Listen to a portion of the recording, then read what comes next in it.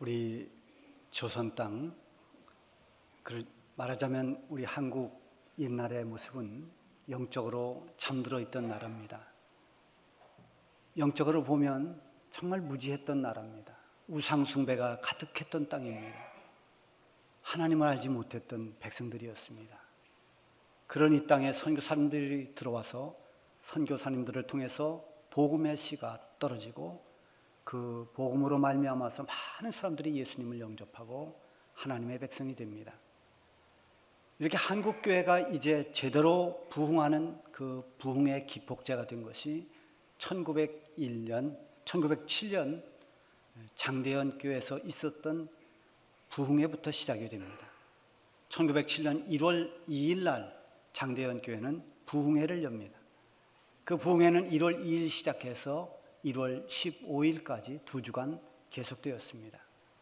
과거에는 부흥회를 하면 이 농사를 짓지 않는 그런 겨울 같은 때에 아주 오랫동안 보통 일주일 동안 이렇게 부흥회를 하곤 했는데요. 그때는 2주간을 하는데 새벽에는 새벽 예배를 드렸고 오전에는 성경 공부를 했습니다. 그리고 오후에는 나가서 노방전도를 했고 밤에 다시 집회를 하고 또 집회가 끝난 다음에 계속 이어서 철야 기도를 하면서 뜨겁게 기도했습니다. 이 장대현 교회에서 있었던 부흥회, 2주간의 부흥회 이제 거의 마지막 날 밤 예배를 마치고 철야 기도를 하면서 성도들이 뜨겁게 기도하면서 성령을 체험했습니다. 그때 길선주 장로님이 일어나서 모든 회중 앞에서 자기의 죄를 공개적으로 회개했습니다. 나는 작년에 죽은 내 친구가 나에게 재산을 정리해달라고 맡겼던 그 돈을 횡령했습니다. 나는 아간과 같은 죄인입니다. 그러면서 펑펑 울었습니다. 길선주 장로의 이 회개하는 또 죄를 고백하는 이 고백을 시작으로 이 사람 저 사람 일어나서 자기의 죄를 다 고백하기 시작했습니다. 교회는 온통 눈물바다가 되었습니다. 통곡 소리로 가득 찼습니다. 그때 기록을 보면 사람들이 이 마룻장을 치면서 그렇게 울면서 회개했다고는 기록이 있습니다. 성령의 강력한 임재가 일어나면서 치유와 기적이 일어났습니다. 그 열기가 평양에 머물지 않고 전국을 향해 퍼져갔습니다. 원산으로 또 이곳저곳으로 퍼져나가면서 부흥운동이 일어나면서 이 1907년 일어난 이 대부흥운동은 말하자면 성령으로 말미암은 우리 한국의 영적 대각성 운동이었습니다. 우리 성도들은 성령의 역사 없이는 진정한 내적인 변화가 있을 수가 없습니다. 성령의 임재 없이 교회의 부흥이 일어날 수가 없는 것입니다. 성령의 능력이 함께 하니까 이런 세상적 수준의 그런 모든 종교 생활을 더 뛰어넘어서 하나님과 교제하는 또 성령으로 말미암은 그런 놀라운 신앙생활의 능력이 나타나는 것입니다. 성령이 빠진 신앙생활은 그건 메마르고 죽은 것이라고 할 수 있습니다. 교회를 아무리 오래 다니고 성경을 읽어보고 설교를 들었어도 진정한 믿음의 역사는 성령의 터치가 일어나야 됩니다. 성령의 감화로 인해서 자기가 죄인임을 깨닫고 통회하는 일이 있어야 되고 하나님이 우리에게 베풀어 주신 구원이 얼마나 놀랍고 귀한 것인가를 깨닫고 감격하는 이 구원의 감격이 있어야 됩니다. 나 같은 죄인을 하나님이 용서해 주셨고 나 같은 죄인을 하나님이 부르셨고 택하셨고 나를 구원해 주셨다는 이 감격의 눈물을 흘려보는 경험이 있어야 됩니다. 예수님의 제자들도 성령이 임하지 않았을 때는 그들도 믿음이 불안했습니다. 믿음이 온전하지를 않았습니다.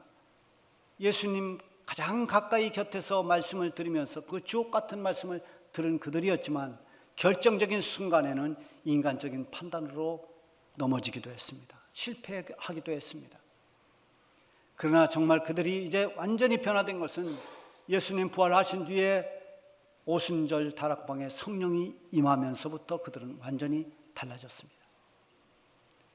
여러분, 개인의 의지나 신념으로 하는 신앙생활은 언젠가는 무너집니다. 그러나 성령을 힘입게 되면은 성령의 인도하심을 따라 내가 할 수 없던 것을 할 수 있게 되고 내가 하지 못했던 말을 할 수 있게 됩니다. 고린도전서 12장 3절에 보면 성령으로 아니하고는 누구든지 예수를 주시라 할 수 없느니라. 성령이 아니면 예수님을 나의 주님이다 말하지 못한다는 겁니다. 성령이 임할 때 우리가 회개할 수 있게 되고 성령이 임할 때 주님이 우선이 될 수 있고 성령이 임하면 하나님을 나의 아버지라고 부를 수가 있고 성령이 임할 때 예수님을 나를 구원하신 나의 주님이라고 고백할 수 있게 되는 것입니다. 오순절에 마가의 다락방에 모여서 기도하던 사람들에게 성령이 불처럼 바람처럼 임했습니다. 성령이 임하자 사람들이 성령의 충만함을 받고 그리고 성령이 말하게 하심을 따라서 방언이 터졌습니다. 그때 터졌던 첫 번째 방언은 고린도서에 나오는 은사로서의 방언, 지금 우리가 하고 있는 그런 방언과는 약간 차이가 납니다. 마치 동시통역과 같이 내가 어떤 말을 할 때 그 말을 듣는 사람이 자기의 언어로 알아듣습니다. 미국 사람은 미국말로 영어로 알아듣고 일본 사람은 일본어로 알아듣고 프랑스 사람들은 불어로 알아듣고 각각 자기의 나라의 말들로 그 말을 알아듣는 이런 독특한 방언이 터졌습니다. 자, 그런가 하면 이제 무서워서 마가의 다락방에 숨어서 기도하고 있던 그들이 그 두려움을 다 떨쳐버리고 다락방에서 나와서 담대하게 예수님을 증언했습니다. 복음의 증인들이 되었습니다. 오늘 본문이 시작되기 전 베드로가 이렇게 성령의 충만함을 입고 설교를 하는데 그 설교의 끝부분이 나옵니다. 그런즉 이스라엘 온 집은 확실히 알지니 너희가 십자가에 못 박은 이 예수를 하나님이 주와 그리스도가 되게 하셨느니라. 자, 이 말씀을 바꿔 말하면 주와 그리스도가 되신 예수님을 너희가 십자가에 못 박아 죽게 했다라는 것입니다. 예수님을 누가 죽였느냐? 너희가 죽였다 그겁니다. 그분이 그리스도인 줄을 모르고 그분이 우리를 구원할 구주가 되신 것을 모르고 그를 십자가에 못 박아라 외치며 그를 십자가에 죽게 한 사람들이 너희들이다, 이것을 지적한 것입니다. 사실 이것은 이스라엘 백성들뿐만이 아니라 오늘 우리도 마찬가지입니다. 우리는 우리의 구원자 되신 예수님을 알지 못했습니다. 그래서 우상 숭배를 했던 사람들입니다. 하나님을 알지 못했습니다. 그래서 그로 말미암아서 우리는 하나님의 심판과 멸망을 받을 수밖에 없는 죄인들이었습니다. 이스라엘 백성들이 예수님을 십자가에 못 박으라, 십자가에 못 박으라 이렇게 외쳤지만 그렇다고 예수님이 그것 때문에 십자가에 못 박힌 건 아닙니다. 예수님은 이 땅에 오실 때 이미 모든 죄인들을 구원해 주시기 위해서 죄인들을 대신해서 십자가에 죽으셔야 했습니다. 우리의 죄 때문에, 우리의 허물 때문에 예수님이 우리의 모든 죄를 짊어지고 십자가에 죽으셔야 했던 것입니다. 그래서 누구든지 처음 예수님을 만나고 나면 죄사함이라는 이런 과정을 반드시 거칩니다. 예수님이 십자가에서 죽으시면서 흘리신 그 피가, 그 보혈이 나의 모든 더러운 죄를 정결하게 씻어주셨다는 이 죄사함의 은혜를 경험합니다. 나는 의와 공로가 없지만 하나님께서 예수 그리스도로 말미암아 그 믿음으로 구원받게 하시는 그 구원의 은총을 경험하게 됩니다. 그래서 처음 예수 믿으면 반드시 이런 죄사함에 대한 회개를 통한 죄사함, 그리고 구원의 감격, 그리고 하나님 앞에서 죄가 무엇인지 그것을 깨닫게 됩니다. 죄의 개념 자체가 달라집니다. 전에는 우리가 도덕적으로 나쁜 짓을 하면 그것이 죄인 줄 알았습니다. 그래서 나는 남에게 해를 끼친 적이 없고 남에게 손해를 보게 만든 적이 없고 남의 물건을 훔친 적이 없고 남을 폭행한 적도 없고 나는 죄인이 아니다, 이렇게 당당하게 생각했던 사람들이 예수님 만나고 나면 진정한 죄가 그런 죄가 아니라 하나님을 떠난 것이 가장 무서운 죄라는 것을 깨닫게 되면 하나님, 제가 죄인입니다 라고 고백할 수밖에 없는 것입니다. 진정한 회개는 알고 느끼는 것에 머물지 않습니다. 그냥 입으로만 인정하는 그 죄인정은 그것은 회개가 아닙니다. 우리가 보통 그래, 나도 나쁜 사람이야, 나도 못된 짓을 많이 했어, 나도 내 잘못을 알아, 그렇게 입으로만 말하는 사람들은 마음속으로는 어느새 죄를 합리화합니다. 그렇지만 내가 나만 그런가? 그렇지 않은 사람이 누가 있겠어? 회개는 철저히 자기 자신에게 집중이 되어야 됩니다. 어떤 상황을 끌어들이거나 어떤 상대방을 끌어들여서는 안 됩니다. 내가 하나님 앞에서 어떤 사람인가를 보아야 됩니다. 다른 사람이 나를 힘들게 하니까 내가 이럴 수밖에 없었지. 세상이 이러니까 내가 그럴 수밖에 없어. 나 같은 입장이 돼봐. 내가 놓인 형편과 상황이 얼마나 나쁜지, 이런 상황이기 때문에 어쩔 수가 없어. 이렇게 변명하는 것입니다. 그러나 그것은 상황을 변명하고 다른 사람을 끌어들이는 것입니다.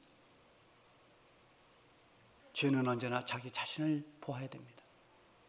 내 자신의 죄를 들여보고 그것을 철저히 회개하는 것입니다. 베드로의 설교를 들은 사람들의 반응이 37절에 있습니다. 그들이 이 말을 듣고 마음에 찔려 베드로와 다른 사도들에게 물어 이르되 우리가 어찌할꼬 하거늘. 사람들이 베드로의 설교를 듣고 각각 자신의 마음에 찔림을 받았습니다. 히브리서 4장 12절에 보면 하나님의 말씀은 살아있고 활력이 있어서 좌우의 날선 어떤 검보다도 예리하여 우리의 혼과 영과 및 관절과 골수를 쪼개기까지 하며 우리의 마음의 생각과 뜻을 판단한다고 그랬습니다.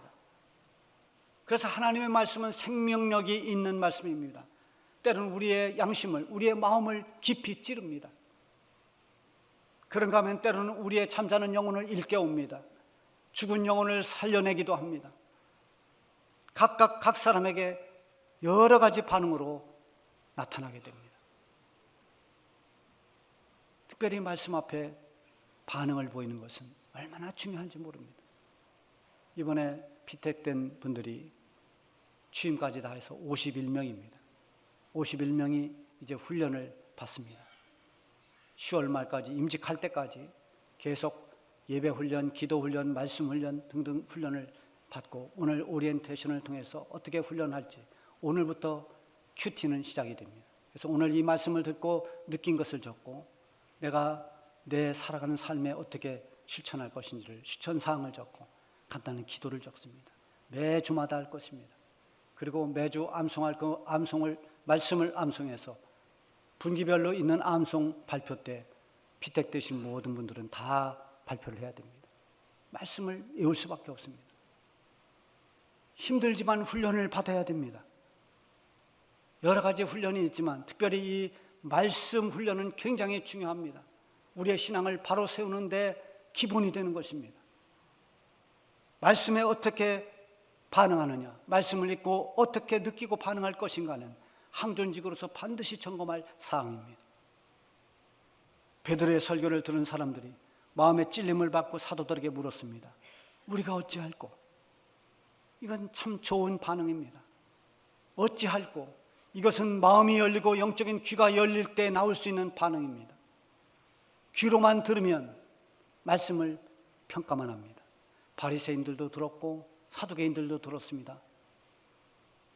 그러나 그들은 말씀을 듣고 평가합니다. 요즘에는 각종 미디어가 발달돼서 여러분들이 마음만 먹으면 우리 한국 아니라 외국에 있는 유명한 목사님들의 설교를 다 들을 수 있습니다. 저는 그것을 긍정적으로 생각합니다.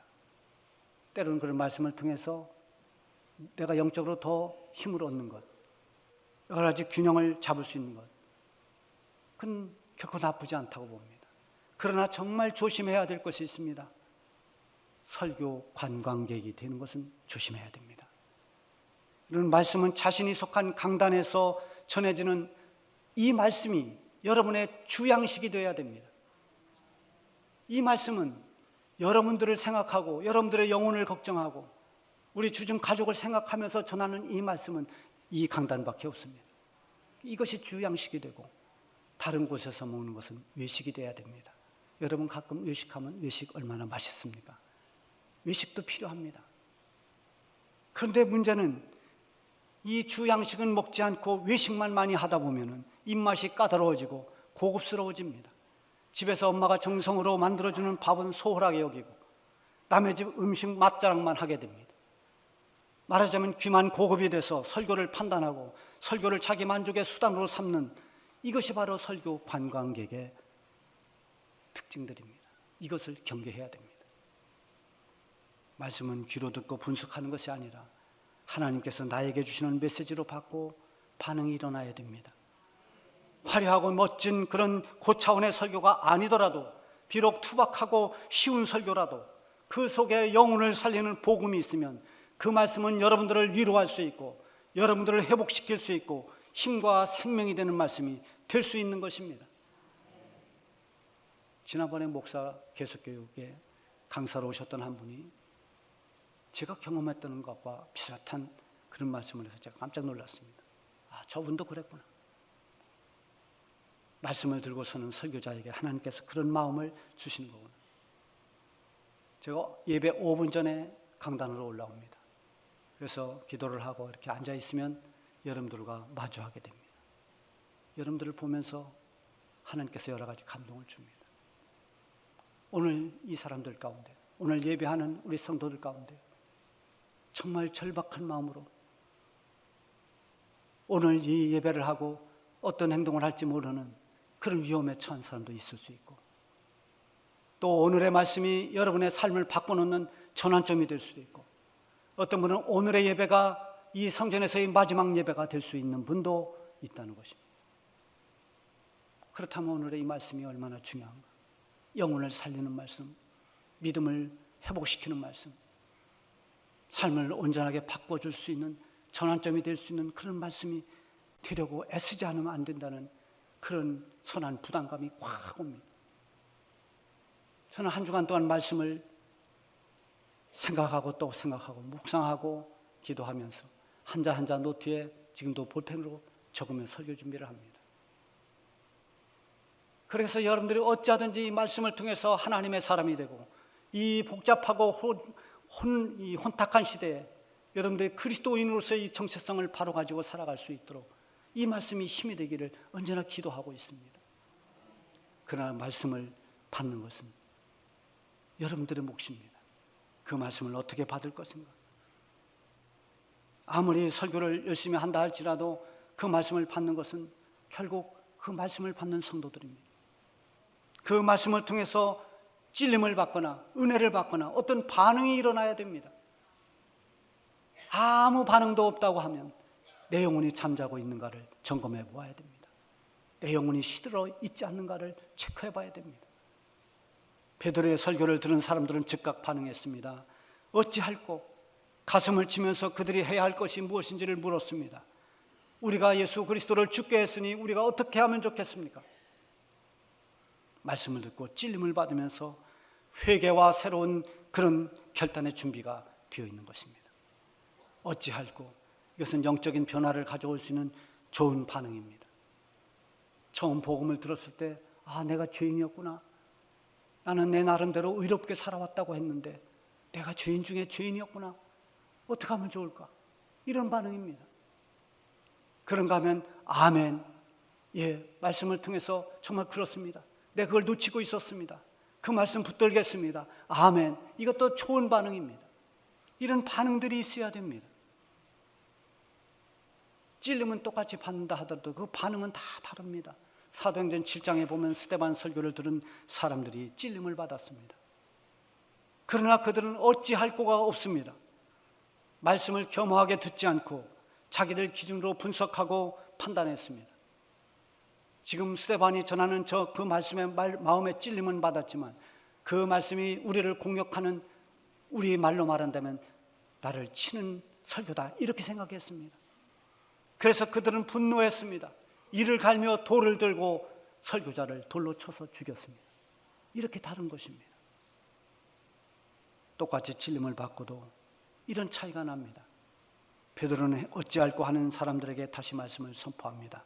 너희가 회개하여 각각 예수 그리스도의 이름으로 세례를 받고 죄사함을 받으라. 그리하면 성령의 선물을 받으리니. 여기서 말하는 회개와 세례와 죄사함, 이게 다 연결되어 있는 것입니다. 회개는 자신의 죄를 깨닫고 죄인의 자리에서 돌아서는 것입니다. 거기 머물러서 잘못했구나 그 자리에 서서 그대로 가는 것이 아니라 방향을 바꾸는 것입니다. 내 마음대로 살던 삶을 하나님의 말씀을 따라 살아가는 삶으로 방향을 돌리는 것입니다. 이게 회개입니다. 세례는 나의 모든 더러운 죄를 예수님의 보혈로 깨끗이 씻는 그런 정결 의식입니다. 죄인이었던 내가 이제 그리스도 예수와 함께 죽고 이제는 우리 주님과 함께 다시 살아나는 거듭났다는 거룩한 예식이 세례입니다. 이렇게 회개하고 세례를 받았다는 것은 죄사함을 받았다는 그런 것을 의미합니다.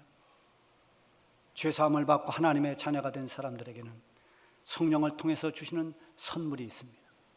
그리하면 성령의 선물을 받으리니, 물론 우리가 진심으로 회개할 수 있는 것, 이것도 성령의 감동이 있기 때문에 가능한 것입니다. 성령은 우리로 하여금 죄를 깨닫게도 하고 회개하게도 합니다. 그런가 하면 성령은 기도할 때 임합니다. 찬양을 부를 때 성령이 임합니다. 예배 드릴 때 성령이 지금 우리 가운데 함께하고 있는 것입니다. 우리가 예수님을 구주로 믿는 그 믿음도 내 의지의 결과가 아니라, 내 판단의 결과가 아니라 성령이 나를 터치했기 때문입니다. 성령의 감화가 없이는 예수님을 구주로 믿지 못합니다. 앞서 말씀드린 것처럼 성령이 아니고서는 예수님을 주시라 시인할 수도 없고 예수님이 나의 구원자라고 믿을 수도 없는 것입니다. 그러면 성령의 선물은 무엇일까요? 그것은 성령으로부터 오는 여러 가지 각양 은사들입니다. 그 은사들이 고린도전서 12장 8절에서 10절까지 쭉 나와 있습니다. 지혜의 말씀, 지식의 말씀, 믿음, 치유, 은사, 능력 행함, 예언, 영 분별, 그리고 각종 방언, 그리고 그 방언을 통역하는 것, 이런 것들이 다 성령으로 말미암은 은사들입니다. 성령은 이 밖에도 우리를 서로 하나 되게 합니다. 사명을 감당할 수 있도록 능력을 주십니다. 화평하게 하는 일에 성령이 역사합니다. 또한 시험과 고난을 이길 수 있는 능력을 주시기도 합니다. 위로를 통해서 넘어진 자를 세워주고 일으켜 주시기도 합니다. 성령은 곧 하나님의 영입니다. 한 사람이 성도가 온전한 믿음의 사람이 되려면 성령의 감화가 있어야 됩니다. 교회가 교회된 모습을 갖추고 부흥이 일어나려면 성령의 능력이 있어야만 됩니다. 41절에 보면 그 말을 받은 사람들은 세례를 받음에 이날의 신도의 수가 3,000이나 더하더라. 엄청난 일이 일어났습니다. 말씀을 들었던 사람들 가운데 3,000명이 예수님을 영접하고 신도가 되었습니다. 이것은 사람의 말과 어떤 설득력으로 되어진 것이 아닙니다. 성령을 통해서 이루어진 역사입니다. 그들은 성령의 감화로 예수님을 믿게 되었고 성령의 은사를 통해서 그들의 삶에 변화가 일어났습니다. 42절에 보면 그들이 사도의 가르침을 받아 서로 교제하고 떡을 떼며 오로지 기도하기를 힘쓰니라. 성령이 임하니까 사도들과 모든 제자들도 변화가 되었고 그들이 담대하게 복음을 전하는 복음의 증인들이 되었습니다. 그리고 그 복음을 전해 듣고 성령을 통해서 예수님을 영접한 사람들, 설교를 듣고 회심한 수많은 성도들의 삶도 달라졌습니다. 사도들의 가르침을 받았고 그들은 서로 사랑 가운데 떡을 떼며 서로 교제를 했고 그리고 기도하는 일에 힘을 썼습니다. 성령이 역사할 때 성도가 성도다워지고 교회가 교회다워지는 것입니다. 지금도 성령의 역사는 계속되고 있습니다. 성령을 받은 사람은 영적인 반응이 일어납니다. 성령의 능력을 힘입을 때 내가 포기했던 것이 희망이 될 수 있습니다. 성령의 능력이 임할 때 내가 감당하지 못했던 것을 감당할 수 있게 됩니다. 성령을 사모하시길 바랍니다. 성령의 선물, 곧 성령으로부터 오는 여러 가지 은사를 받고 능력을 받고 여러분 주어진 일들을 감당하면 그것은 내 힘으로 할 때 나오는 그런 원망이나 불평이 아니라 감사와 기쁨이 될 것입니다. 그 옛날 오순절 마가의 다락방에 임했던 성령의 능력이 오늘 이 성전에 매 예배마다 임하여서 말씀을 듣고 회개가 일어나고 악한 영들과 귀신의 세력이 떠나가고 병이 치유되고 그리고 영혼이 살아나는 이런 생명의 역사가 우리 주중 강단을 통해서 계속 일어날 줄로 믿습니다. 기도하겠습니다.